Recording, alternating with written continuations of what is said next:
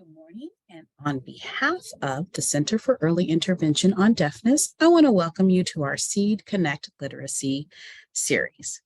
The CEID Connect series session will be recorded and shared to the CEID YouTube page for free of charge. To enjoy this webinar live, we have some options.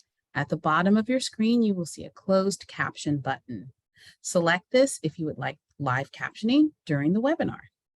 We also have an ASL interpreter pinned to the screen. If you cannot see the interpreter, please use the chat box and let our crack IT department know, and they can get you started. If you requested a language interpretation, you will see a globe at the bottom of your screen. Select that globe, scroll to the language you desire to change that channel, and you can also mute the original audio, so the only language you hear is the language you requested.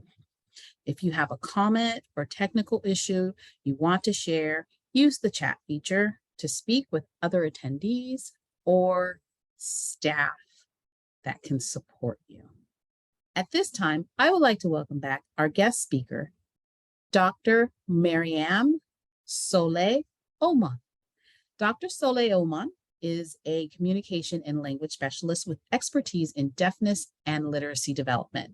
She has worked with children and adolescents with a variety of language and communication differences in public and private schools, including the home setting. In addition to her years in clinical work, Maryam has also led literacy-focused research and currently teaches classes related to language and literacy development in hearing and deaf and hard of hearing children at Emerson College. So welcome back, Maryam. We're happy to have you back. So welcome to this workshop about parents supporting reading development in deaf and hard of hearing children. My name is Maryam, as Sean Renee introduced me, and it's a pleasure to be back at CEID. I actually worked at CEID for a short period of time, and I've done a couple of parent workshops. I hope that those of you who are watching the video, and certainly those of you who attended the workshop live, walk away with some very useful tips in addition to what you're already doing with your children to support their literacy development. So let's get started. You've probably already seen the learning outcomes on a flyer that was published for this workshop, but I'll briefly go through them. We're going to hit on each of these learning objectives or outcomes. The first one of which is to identify some skills and processes that are necessary for reading for all children. This is hearing and deaf and hard of hearing children. And then we'll also talk about the impact of deafness, or I should say the potential impact of reduced hearing or deafness on reading development, because we certainly do have deaf and hard of hearing children whose language and literacy skills are extraordinary, very strong. So we'll talk about one of the reasons for this workshop is to really present you guys with a few things that parents, educators, speech pathologists can do to support that strong language and literacy development. And then third but not last, I'll be presenting a few easy steps. This is really, we're limited in time in 60 minutes. We're talking about a few things that are part of a bigger picture in supporting deaf and hard of hearing students' literacy development. But those few steps, although they're not the complete picture, are really important steps in supporting some of the early literacy skills for children from 0 to 5 years of age. So the reason I've always been passionate about putting together parent workshops is because we've known for decades that parents and parent involvement is really important in supporting children's development across all developmental domains. That's the last bulleted item that you see on this slide. We know that parent involvement helps in optimizing outcomes for language development, for literacy development, and even for social, emotional, and other kinds of developmental domains. Parents spend a lot of time with their children, so you're in an optimal position in terms of just having the sheer amount of time, knowing the routines, the family routines, knowing your children and what really motivates or interests your children, and so therefore being able to effectively work with your children on a regular basis. But I always I'm always mindful of, and when I teach classes, I share with my students that it's really important to share information with parents, to invite parents to be collaborators with us, but also to really give them the freedom or the choice to not want to be involved, because parents do a lot of things. They're not just focused on language and literacy as speech pathologists are. So it should be a parent's choice in terms of whether they want to be involved, how much they want to be involved, and in what capacity, or what it is they want to do to be involved. So what you're already doing is that we all really engage in a variety of reading and writing tasks. And we'll take a look or talk about some of the day-to-day reading and writing that we do, because literacy serves a really functional purpose. And you have a lot of reading material in the house. These days, reading material is not just in paper format, but a lot of the reading and writing that we do is in the digital format. So devices are going to be part of our conversation today. And then finally, for those of you who were attending this workshop, and certainly those of you who are watching this webinar, you're here to educate yourself. So pat yourselves on the back and sort of acknowledge the fact that you're here to educate yourself. So throughout this workshop, I'm going to be pausing from time to time to ask the audience a question. And even if you're not here with us live, these are really good moments to sort of pause the video and think about the question that's proposed, and to come up with certain responses for yourselves. So this is the first moment of pause when I'm asking everybody to really think about what literacy means to you, what the value of literacy is. So what's the purpose of it in your day-to-day lives, or what's been the value of it throughout your life, so from childhood to adulthood.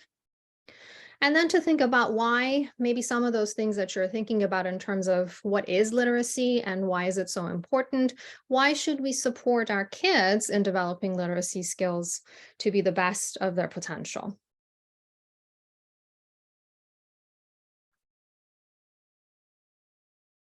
So again, you can pause the video if you'd like to give yourself a minute to think about these.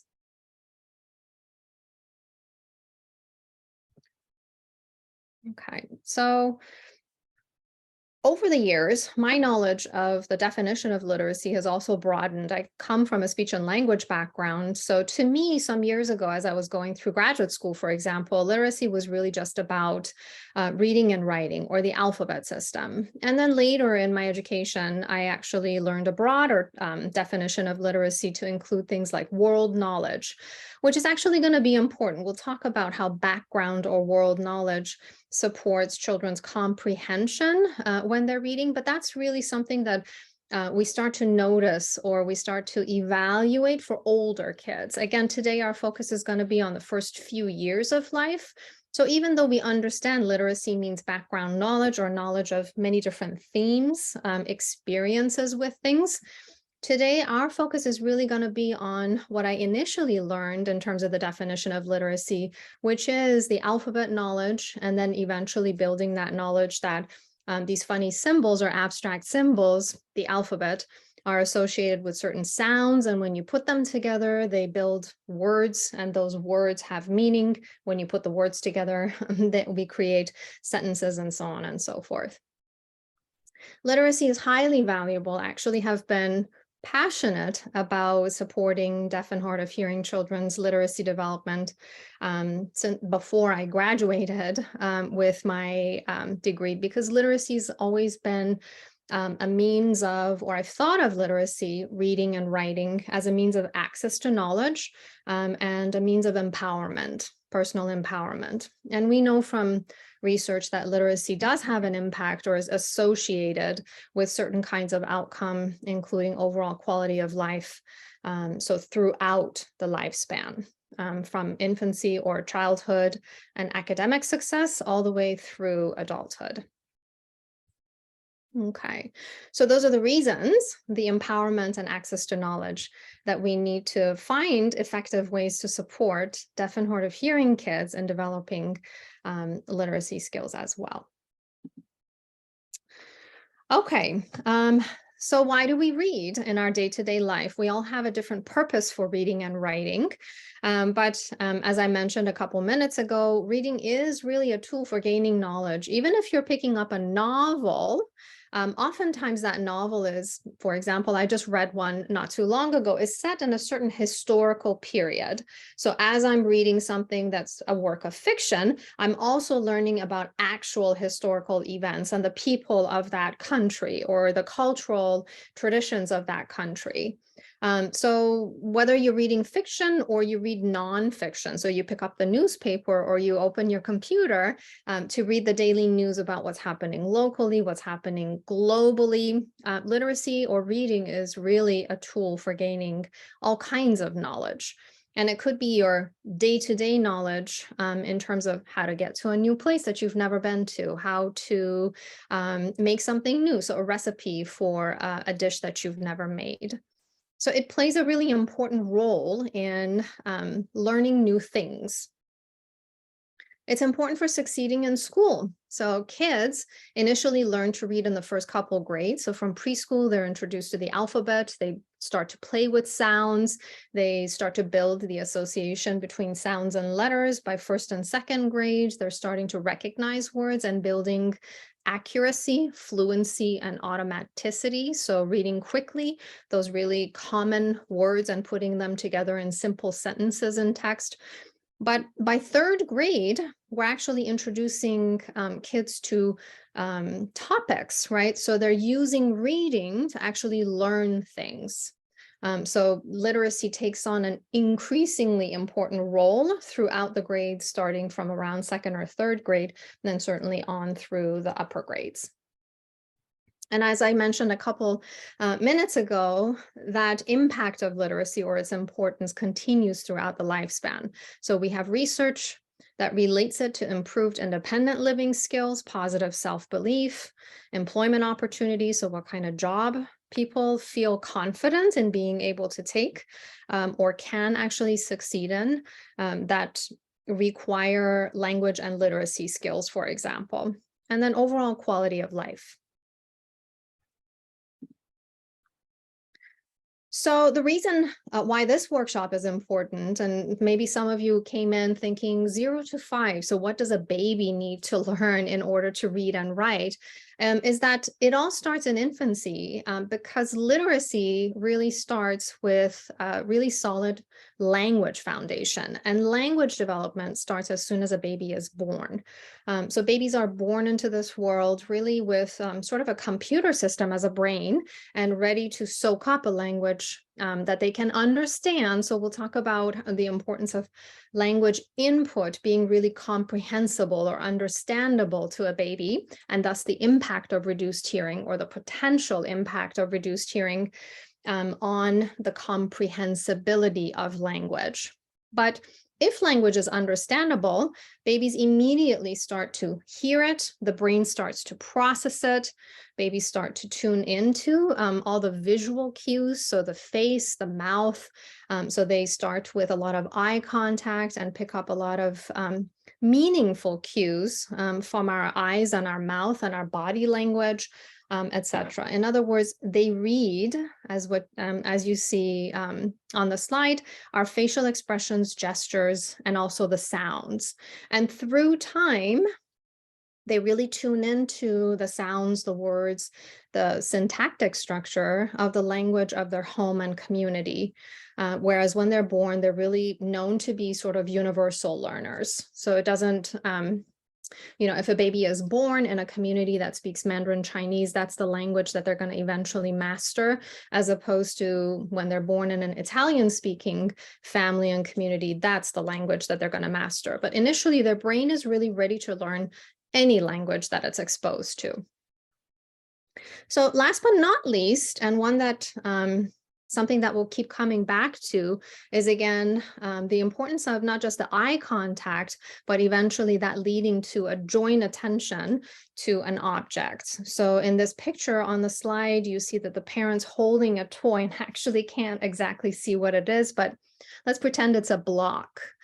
So if the parent and the baby have already had joint attention on the block, the parent, when she labels or says a sentence using the word block, is helping the baby build an association between that word and the thing that it represents. So that's the purpose of joint attention. And again, these are all things, eye contact, reading facial expressions, and joint attention, that are important for both hearing and deaf and hard of hearing babies.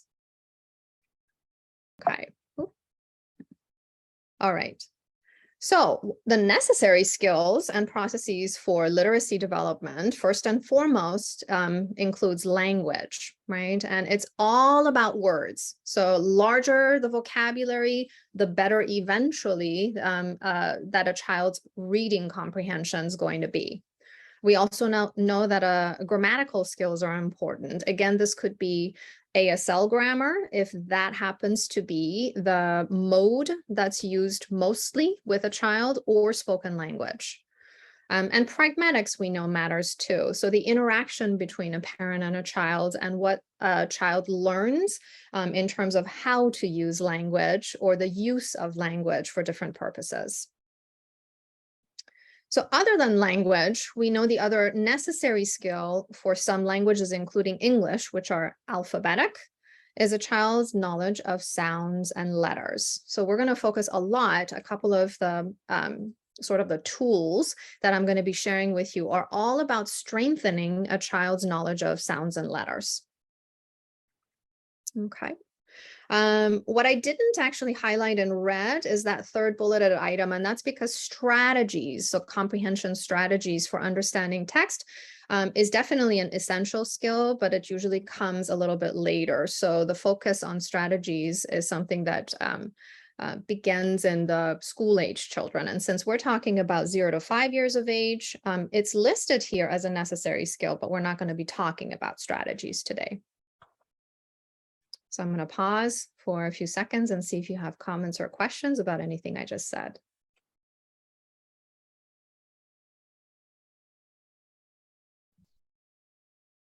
Nothing in the chat box and no Q&As. Okay.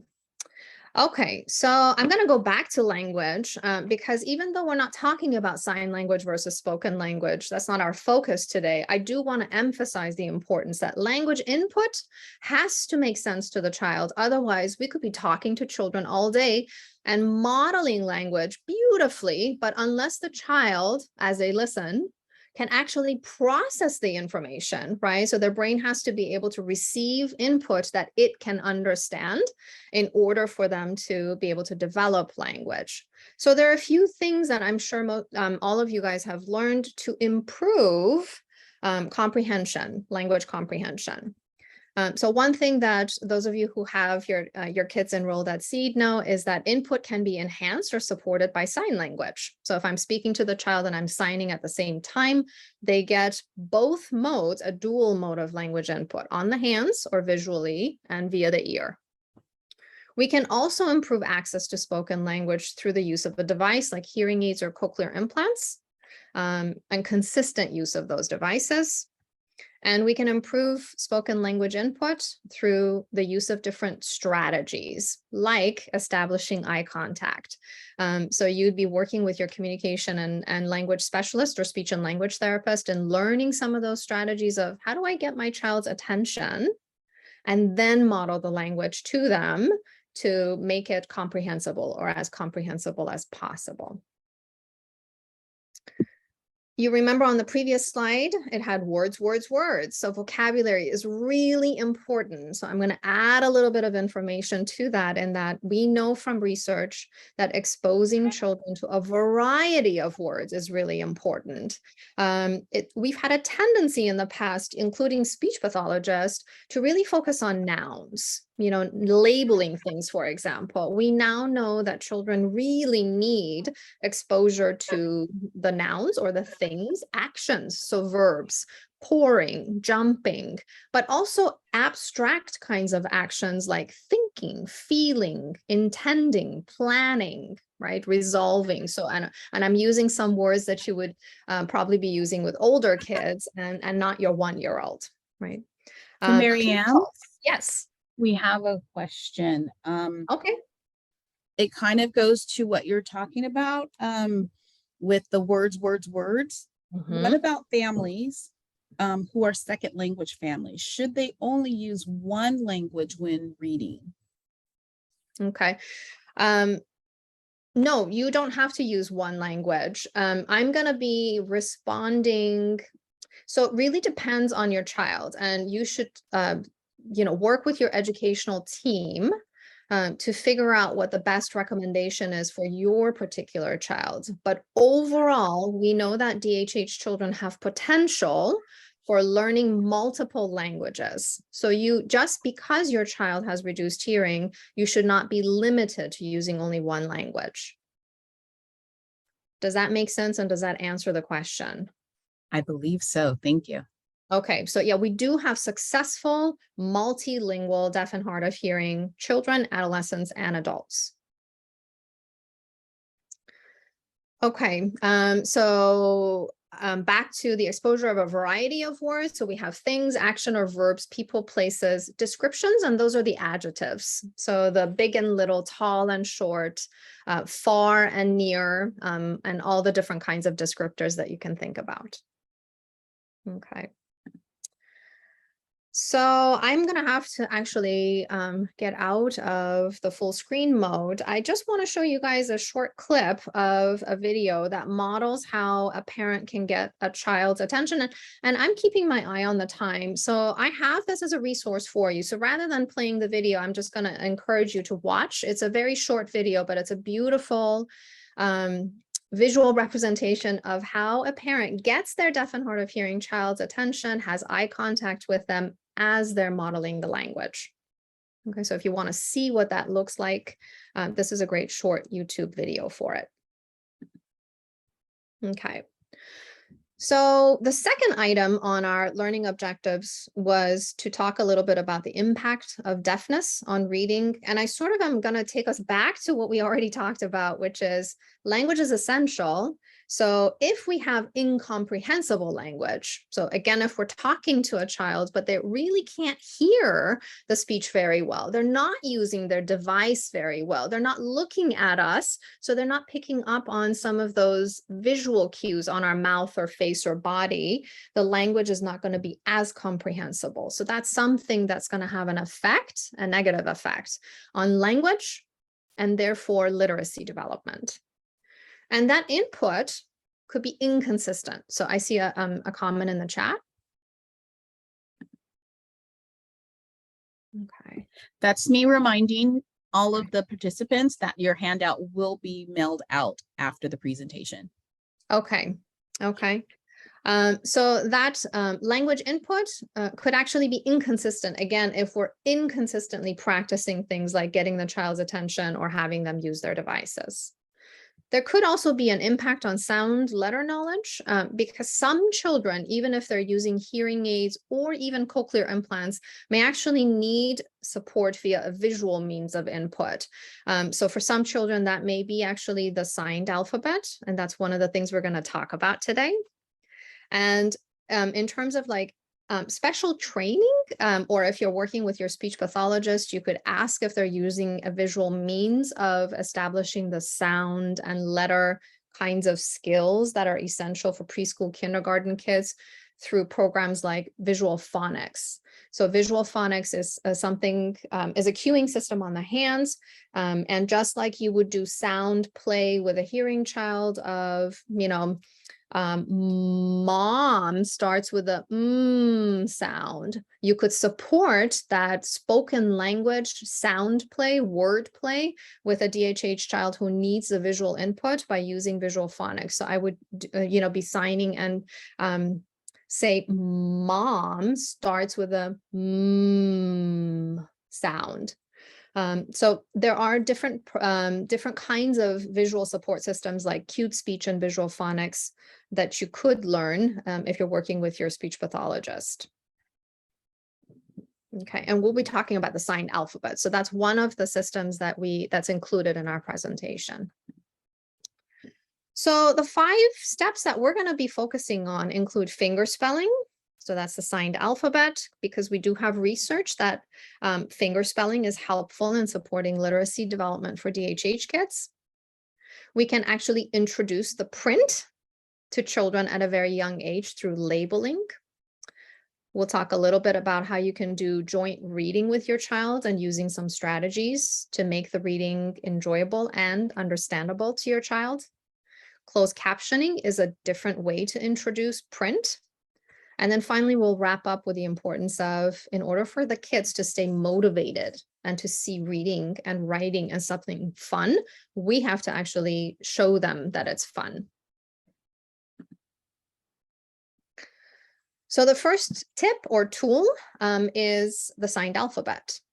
I know that some of you, we probably have a mix of people in the audience in terms of whether or not you've learned sign language or how proficient you are, or whether or not you actually want your child to learn sign language or really focus on spoken language. But even if you're using spoken language solely, if you were to learn the signed alphabet, you could support your spoken language input with some finger spelling. You see on the second bullet, I always tell parents, if you really want to learn the signed alphabet, it's only going to take you a couple of weeks, right? So it's really a matter of going through the 26 letters, having practice on a day-to-day basis. And half of those letters, as you see highlighted in this bullet, actually look the same on the hands. So C is C, D, L, J, M, N, O, U, V, W, Y, and Z look very much like what you see on paper. So if you actually master the half that looks the same as it does on the paper within the first few days, you can master the rest over the next couple of weeks. Okay, I do have activities for longer webinars, but I'm going to move on to the next slide since we're meeting for about an hour today. Okay, so I've put in, again, a couple of resources for those of you who would be interested in learning how to fingerspell if you don't already do that. Okay, so this is a YouTube video. It's a really wonderful, slow model of the entire alphabet, A through Z. So it's something that you could watch to practice and master the signed alphabet. And you also have a poster in the handouts. Okay, so some people find two-dimensional or photo representations of signed alphabet or sign language not as easy to understand or replicate as the video. So you have both of those resources available to you. So some fun things you can do is to actually start when you're learning the signed alphabet by fingerspelling names. Mom's name, dad's name, all of your children's name, and any person who's really close to you. And I'll come back to names in just a second or a minute. Okay, so why is fingerspelling so important? Okay, again, even if your focus is on spoken language as the eventual goal, fingerspelling at a really early age builds a foundation for symbol awareness. So language is symbolic. The words that come out of our mouths, if we hear, for example, or listen to someone speaking German, all of those words are like noise to us who don't speak German. All languages share that sort of abstract quality. And that's why I mentioned earlier in the webinar that the brain, it works like a computer. It listens to all of this noise and it starts to make sense of it over time. So we learn the language that we're constantly exposed to through natural interactions with people, etc. And children are wonderful at that. So what you see on the hands and what you see on paper in terms of ABCs is also a symbol system. It's just a different medium of symbols. So by fingerspelling, you're building a foundation for symbol awareness. You're helping your child build an association between those symbols, A for apple, B for banana, okay, by giving it meaning. So it's not just noise on the hands. Okay. It's an important building block for the long-term literacy skills because all children, hearing and deaf, need to learn about letters and sounds or the meaning of letters. So if they eventually see, if they have repeated exposure to APPLE, they learn that APPLE means apple. Okay, so that you're building that association between the symbol and the thing that it represents, just like a baby will hear apple or see the sign for apple and over time build that association between the symbol and the thing that it represents. Fingerspelling is essential if you think your child's access to sound is limited even with their devices, hearing aid or cochlear implant. So again, I'm going to pause and see if you guys have questions or comments about fingerspelling or learning the signed alphabet.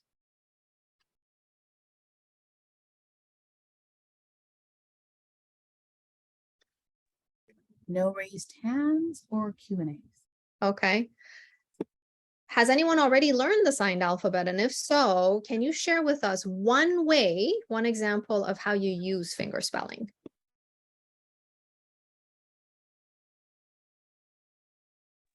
The chat box should be open and you should be able to type something in if you want to answer that question.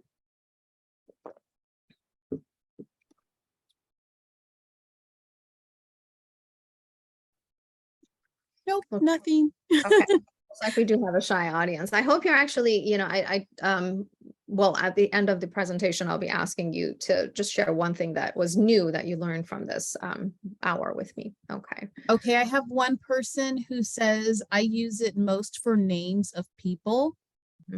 Yep. Okay. So that's wonderful. So I'm gonna come back to the importance of why fingerspelling is especially essential for names of people. Okay. I have another comment that says a hearing person still learning ASL signs via fingerspelling first, mostly nouns or concepts. Yeah, exactly. So you're not just limited to names of things or labeling things, but if your sign language skills are limited, but there's essential words that you want to be able to, or essential words, concepts that you want to be able to communicate to your child, you can use fingerspelling. That's right. Okay, so when to fingerspell words. We had a couple of suggestions from you guys. So if you have limited sign language skills, you can use it for essential key concepts that you want to communicate, but also in terms of fingerspelling people's names. Okay. Oop, I'm going to go back actually. I think people's names, what I wanted to talk about in terms of people's names comes up under labeling, but I can sort of drop a hint or share something with you guys in terms of my personal experience with DHH students. And then you'll see an example of why you can't just speak names and expect that a DHH person or assume that a DHH person knows it. So my experience I worked with adolescent DHH students for a number of years. And I remember the first time I had a conversation with one of my students, this was years ago, and said they were talking to me about their aunt or uncle relatives, family members. And I was curious and I said, so what's your uncle's name? And my students over and over again would tell me they did not know because they had limited hearing and most of them used devices, but they couldn't hear a name clearly enough to know, for example, that their uncle was called Sam or their aunt was called Lucy. And if they hadn't seen it fingerspelled, and if they hadn't seen it labeled, so written out, they grew up never learning their relatives, siblings, parents, and grandparents' names. So that's always stayed with me as like a wow. It's such a simple fix, right? For me to show, to wear a name tag, right? Through labeling or to fingerspell the names of all the important people in a child's life. Okay, and again, I have a slide that shows we really can't fill in the blank unless we hear it clearly. We can't fill in the blank when it comes to names. So second tool, right? Or second strategy that you can use to support literacy is labeling. Now, we live in a world where many things are labeled. So anytime we go to the grocery store, we see words, right? But unless we actually point out the words to the children, they're never going to, on their own, make those kinds of associations. At least they won't as much as we'd like them to. So as you're grocery shopping with your child, as you're out and about in the community, because there's so many labels on like storefronts, in the clothing store, etc., that you can actually explicitly point out to your child. Fingerspell. So you add the first tool, right? If you're not fingerspelling, point it out and then explain the meaning of, right? So here we see Fruit. That was not very smooth finger spelling. And you can point out that that means apples, right? Citrus or oranges and bananas. Oops, I circled over the bananas. So bananas, oranges, or grapefruit and apples is that category of fruit. We see vegetables, right? And those are longer words. So that's not necessarily the word that I'd be spelling with my 2-year-old, right? So you start with the simple things, or you start with the things that they love to eat, right? You point out the label or you fingerspell to make that word to the thing association for them. So any ideas where else we see things labeled other than the few things that I mentioned?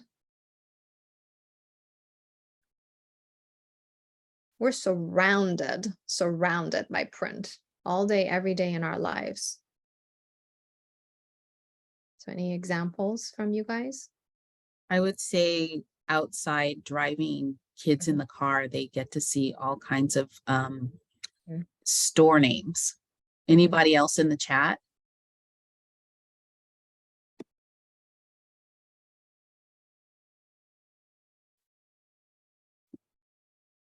Nope, none in the chat. They're all sipping tea. Okay. Ah, All right. street signs, yes. Right, that's right. Street names, street signs, exactly. So not just the names, the street names, but signs like yield. What does that mean? Stop, go, right? And those kinds of signs as the kids grow a little bit older. So like 4 and 5-year-olds, since we're covering through the 5-year-old age, construction signs, you know, and those kinds of things. So 5-year-olds get to hearing 5-year-olds get to hear those things and learn them. It becomes part of their vocabulary. So we can explicitly point out the label and explain the meaning, fingerspell, to, again, support the meaning making for deaf and hard of hearing kids.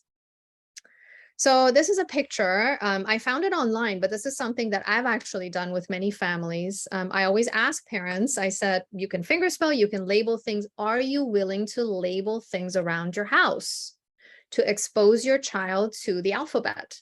And you can pair that with your finger spelling, but this is a direct, right, making explicit the symbol with the thing itself. So if you label things like chair and table, refrigerator, oven, bathtub, sink, I mean, you can label smaller items too, like toothpaste and toothbrush and dresser, which is a bigger item. You can label as many things or as few things as you like, but it makes, because the child sees it, it actually starts to give meaning to that symbol system. I think we have a comment in the chat. No, we just have we have a person leaving the webinar. They have to go teach. Okay. Okay, so I'm going to keep going. I see we're at about 45 minutes. So this is another picture you see of a parent having labels. They categorize their child's clothing into different drawers. So they have the category names of shirts, shorts, etc. You can get creative with your labeling. It doesn't have to be single items. Okay, so back to the names, right? So I have just a bunch of names. We're at a family gathering, which is very common. One of the biggest complaints of deaf and hard of hearing adults even is always in the context of family gatherings. The noise level, background noise, is usually much higher, right? There's multiple people speaking. And so that feeling of sort of exclusion or isolation often comes up during family gatherings, but that's not really what I'm going to be talking to you guys about over the next few minutes. I want to point out that, again, if we have Ben and Cindy and Samir and Ciara that our DHH child may actually not know those names if they're just relying on their hearing. Because even if we're missing one or two of those sounds, the name remains something we can't really sort of guess or figure out. Okay, so here are two sentences. I want you guys to fill in the blank for A versus B.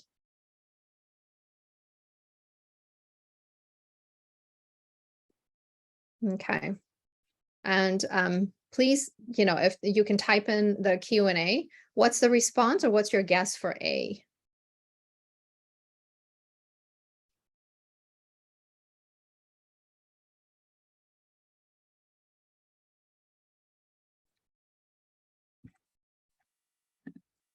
Party. That's right. Okay, Sean, Renee, thank you. I say party. Right. Celebration is another one, right? It's another possibility. Parties are more common, right? We use birthday party as a phrase very commonly, but it could be birthday celebration. Okay. Very good. But we have a limited or a finite set of words that would fit into that blank. So if I'm listening and I sort of miss that word auditorily, I didn't hear it very well, I can fill in the blank. And even if I heard some of the sounds, the p, right, and missed other sounds, I could tell the difference, fill in the blank between party versus celebration, because it's a small set of choices. But what about the second blank? I went to the park with blank yesterday. So what are some of your guesses? Someone. With a question mark, right? Okay. Him, So her. what is it? Him, her. I went to the park with him or her. So if the person is already established, then we may actually be listening to a pronoun. But Him, what if her. it's a name? Can we guess what the name is from the context of the sentence? It'd be really hard, right? It's not like party or celebration. It's not a finite set of choices. There are lots of different names. And if I have never learned the name of your cousin and you're talking about your cousin, I just can't fill in that blank. Okay. So that's why it's so important to actually show a name through print or to finger spell a name for a child's DHH child to be able to learn it and not just, again, assume they can hear it very clearly. Okay, so this just repeats what I shared with everybody. We can't rely on context, the context of a sentence, which we often do, even as hearing people. If we don't hear something clearly, we can fill in the blank by using what's called top-down strategies or the context to guess what's the word that fits in that context. Okay. Maryam, we have another question about the labeling. So how early is too early to label? We have, we're talking 0 to 5, but we also have some 0 to 3s. So what about that baby reading those labels? Okay. So I would say it's never too early to actually label things. It's just really about exposure. I wouldn't expect a 1-year-old to finger spell things back to me, but I could certainly finger spell things to them. Just like we speak words that a baby doesn't yet know, right? So we don't expect them to use those words, but it's the exposure that builds the comprehension that will eventually turn into expression. That's a great phrase. Okay. And if you're thinking about labeling or finger spelling with a younger child, so a 1-year-old or a 2-year-old, also think about what are, again, those really important words, the words that matter to your child, the things they like, the routine activities, the objects or places that are really important to them. And you can start with those. You don't have to just sort of introduce them to a random set of words.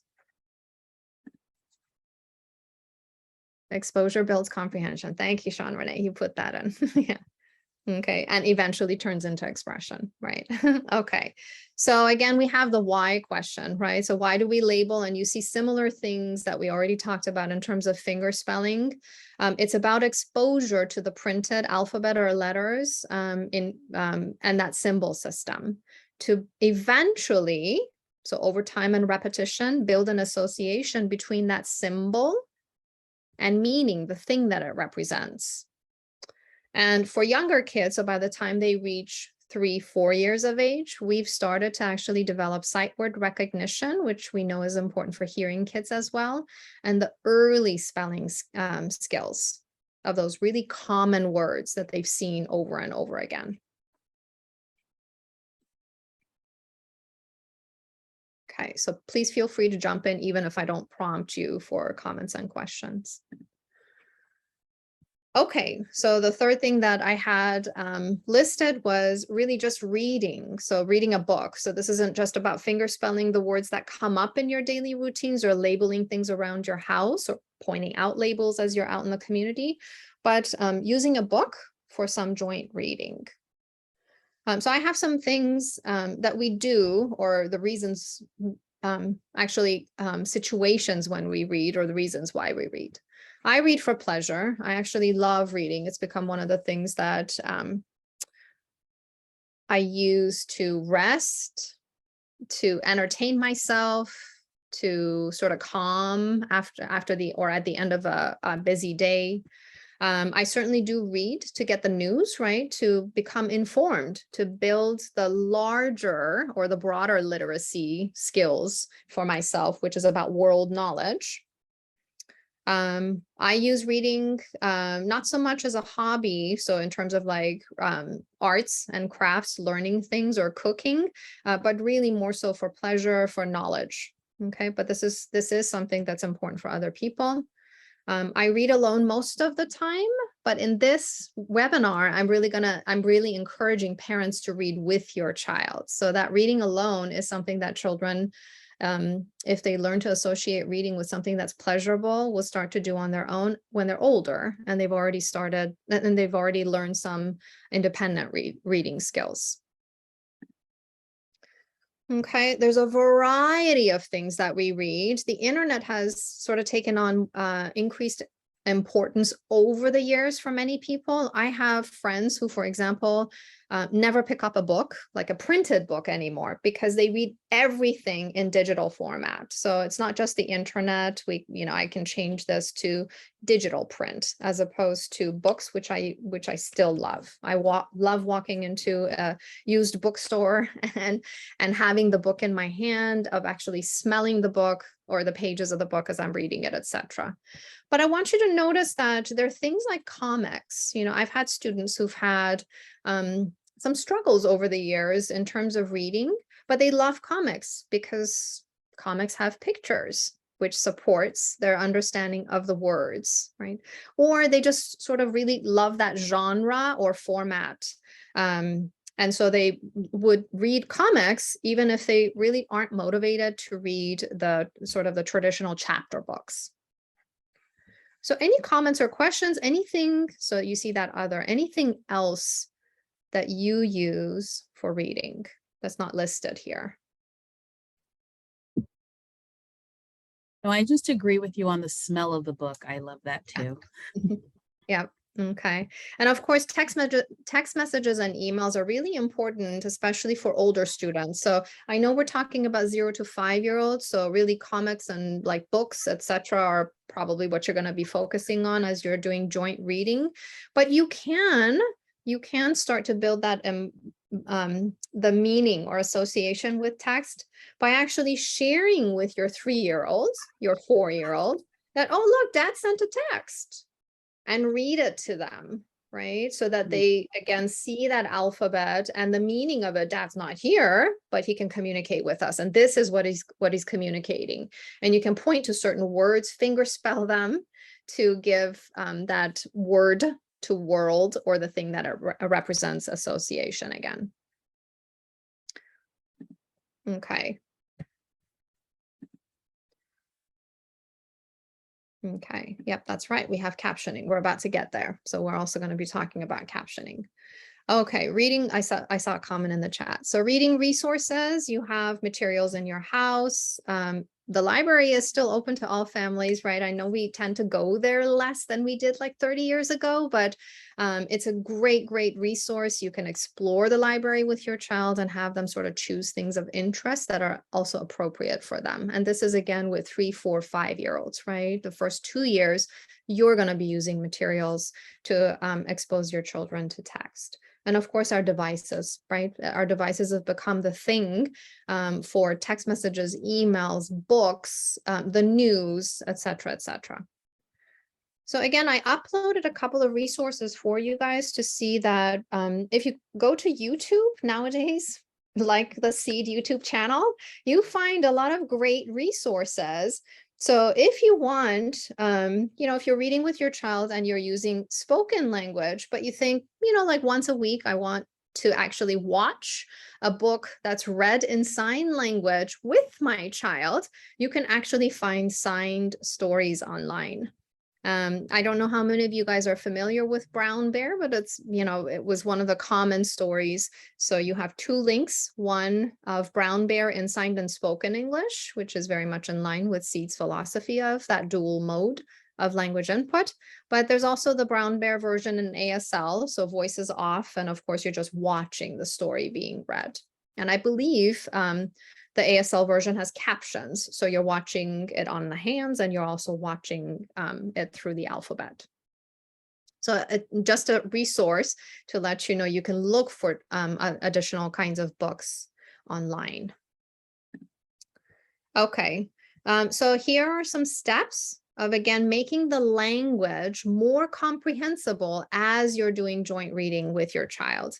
So if you're reading a picture book with some print, right? So for younger children, 2 and 3-year-olds, you want to pick picture books that have a limited number of words. You point to something, you get your child's attention. So they're watching the visual cues on your mouth, they're watching your face and your body. You name it, either in spoken language or if you're a family that uses sign language, in both. Okay. You can use your face or body to add meaning. So for example, if I point to a cup, but I'm going to be modeling drink, I can actually mime it, right? You can finger spell the word. So if I point to a cup and I'm modeling cup, I can finger spell cup and point to the label in the book itself and say it. So you're giving multiple modes of input to maximize the comprehensibility, how well a DHH child is understanding that input and building association between the thing and the symbol and the meaning. And then you can expect a response from your child. So we know that interactive reading, rather than you are modeling, the child is passively just taking the information in. If you are interactive, so you're asking some questions or you're leaning in with sort of an expectant look for your child to label, for an older child, maybe to ask a question, to make a comment, increases the likelihood that they're actually learning something through the joint reading process. Comments, questions, something that you do if you read with your child that you'd like to share with the group. Let's see, do we have anyone? I'm looking at the picture myself, and as the home visit teacher, what I like to do is make sure that I tell parents to keep the book in front of them so that they are visually allowing the child to see them as well as the book. So they have that kind of joint attention to that. That's right. So, and I've seen people hold, I mean, they can hold the book down, but when they want to model something, to sort of bring it up to their face, to build that habit of the child looking up. Once the child builds that habit of, when mom is speaking, I need to be looking at them. I would imagine that some parents can, or the speech therapist or the classroom teacher can sort of hold the book as we see it in the photo. But we do have to build that habit of, look at me, right? I'm about to model something to you. And I want to say we have just a few more minutes in this session, and we have just a few people in as attendees. And if they would like, and you have time, we can continue on. And this will, of course, be put up on the YouTube page. So if we'd like to continue, raise your hand. I think we can go ahead and do that if you have time. Yeah, but there's a raised hand. And we've got raised hands. Yeah. Okay. All right. Go on. Okay. So, go ahead. However, we won't have the interpreter after that hour. So what we can do is make sure that everyone knows once the interpreter is gone, it will be captioned afterwards. So if you're willing to go on without the interpreter, I think would be okay. And thank you, Terry, for being with us the first hour. So again, this is a video recorded parent-child reading. It's a great resource to just watch how the pointing, look at me, right? And all of those things that we just talked about are modeled in this short video. Okay, of course, siblings can also be great for joint reading if the sibling has already learned some things to do as they read with their DHH brother or sister. Okay, so captioning. We've already talked about fingerspelling and labeling. Captioning is very much related to that. It's all about exposure to print. So please, the first thing that I would sometimes ask parents of younger children is, do you ever turn it on as you're watching TV, right? Now we can turn it on our devices. So the laptop or the iPad, the devices that our kids are using to play, etc. We can turn it on if we're watching certain channels like YouTube. Okay. But what makes the captioning even more effective for DHH kids is if you pause every once in a while. So if you want to make it a sort of a learning opportunity, even if it's for 10 minutes, you can actually pause and point out certain words. Again, you're playing an active role in making the association between certain words and what they mean.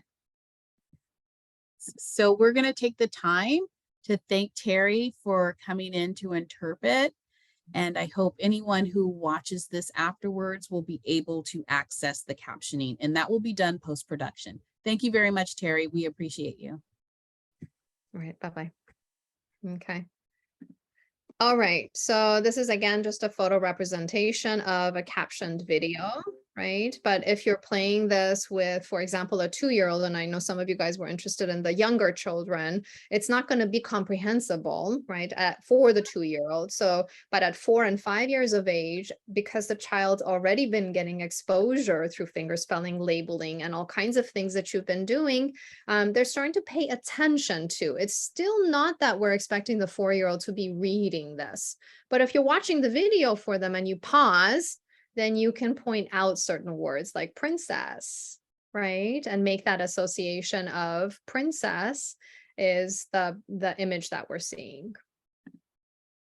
Okay, I just uploaded a 2015 publication for those of you who are sort of geeky like me and want to read an article about the benefits of captions for everyone. So this is an article that looked at or examined the benefits for hearing and deaf and hard of hearing people of video captions. So it's a full text article available to the public.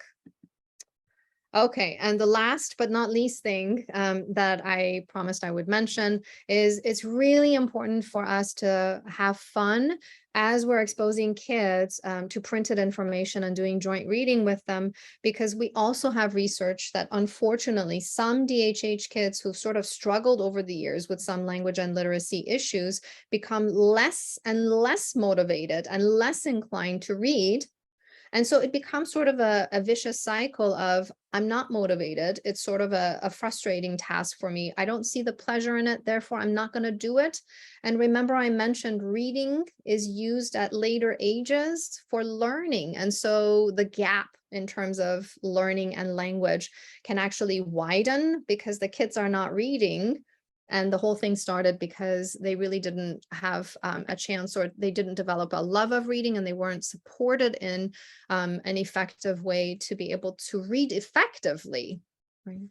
So we need to think about what's motivating, choosing books that are on topics of interest with the kids, going back to one of the very first slides of you as parents know your kids and you know what they love.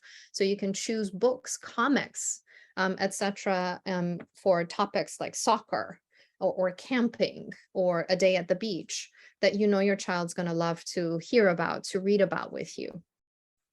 Okay. I've already mentioned that especially with really little ones, it's really important to start with simple, right, and motivating words. So the things that they love, but also the short common words. So something like cup is going to be easier than if you introduce a word like, what was the word? Vegetable that we saw from the grocery store, right? And then repetition. It's the repeated exposure that eventually makes that word on your hands or in print understandable for a child.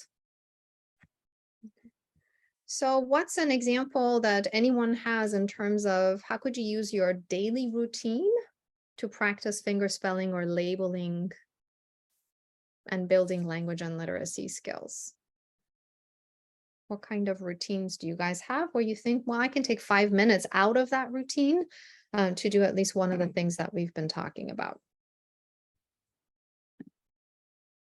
Changing the diaper. Okay. Great. Getting dressed. That's right. Bath time.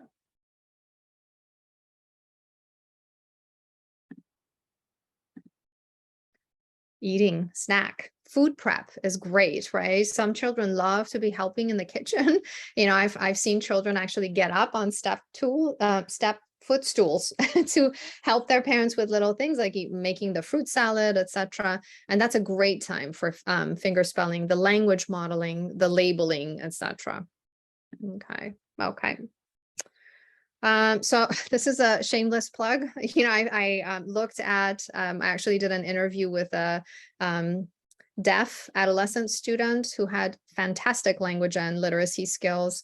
I did an interview with her and her mom, and our question for both of them, there was a series of questions of what do you think has contributed to your strong language and literacy skills? So some of the things that we've talked about will show up in this article. Again, this is an article, so if you want to read something in addition to this webinar, it's one other thing that should be available to you in full text online. Okay, and last but not least, practice makes perfect, right? So if you just take 5 minutes out of your daily routine or into your daily routine, if you integrate the kinds of things we've talked about into your daily routine, if you create a weekly word list for yourselves, right? So what are the words we can practice this week with my child?